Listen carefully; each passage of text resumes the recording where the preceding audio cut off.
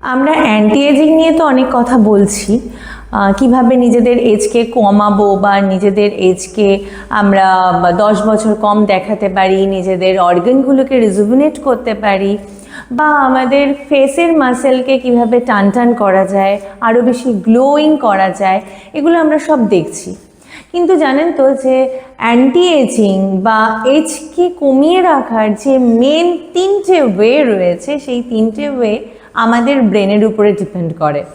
First হচ্ছে আপনি কতটা পাস্ট স্টেপ বেঁচে রয়েছেন, মানে আপনি পাস্টকে কতটা আঁকড়ে এখনও রয়েছেন।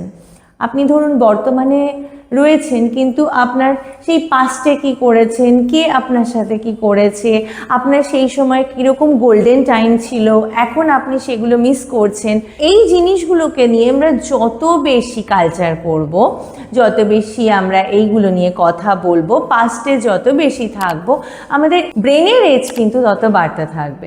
আর সেকেন্ড সেটা হচ্ছে আমাদের রিজিডনেস, মানে আমি যেটা ভাবছি, আমি যেটা বলছি সেটাই ঠিক, আমার পাশে যিনি রয়েছেন তিনি যদি কোনো ওপিনিয়ন দেন সেটা ঠিক নয়।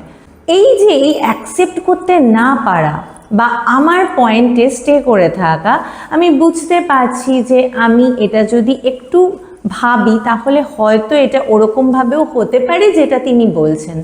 তো এই রিজিডনেসও কিন্তু ব্রেন এজের একটা অনেক অন্যতম কারণ।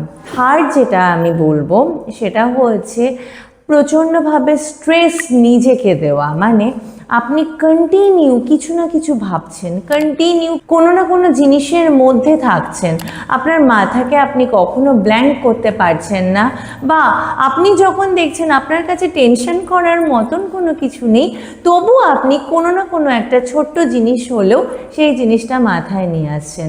তো এই পরপর কয়েকটা জিনিস রয়েছে, এগুলো কিন্তু আপনার ব্রেন এজকে অনেকটা বাড়িয়ে তোলে, মানে আপনার বায়োলজিক্যাল এজকে বাড়াতে কিন্তু অনেকটা হেল্প করে। সুতরাং আপনি ভেবে দেখুন, আপনি আপনার এজকে কমাতে চান না বাড়াতে চান। যদি কমাতে চান তাহলে যেগুলো করছেন নিয়মিত আপনার শরীরচর্চা, আপনার ফেস যোগা, নিউট্রিশন, এগুলোর সঙ্গে সঙ্গে আপনার ব্রেনের কিন্তু একটু হলেও এক্সারসাইজ করুন, ব্রেনকে ক্লিয়ার রাখুন, ক্লিন রাখুন, ভালো থাকুন, সুস্থ থাকুন, আরও সুন্দর হয়ে উঠুন।